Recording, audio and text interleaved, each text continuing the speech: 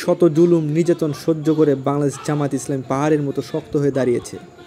এখন শহর, বন্দর, গ্রাম, বাজার সব জায়গায় একটাই কথাই ভাসছে, সব দেখা শেষ, এবার একবার জামাত ইসলামকে ক্ষমতায় দেখতে চাই।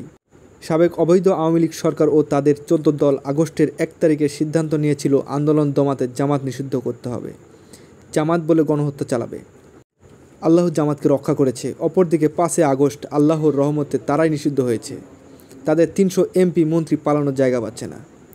শনিবার রাতে নাটোর সদর উপজেলা 5 নং বড়হরিশপুর ইউনিয়ন পরিষদের রহিমপুরি গ্রামে একটি সিরাত মাহফিলে অনুষ্ঠানে আবু বক্করের সভাপতিত্বে এবং মোহাম্মদ আবু নওশাদ এর সঞ্চালনায় প্রধান অতিথির অধ্যাপক ইউনুস আলী, নায়েবে আমির জেলা জামায়াত ও নাটোর সদর 2 আসনের এমপি প্রার্থী জামাত মনোনীত এসব কথা বলেন।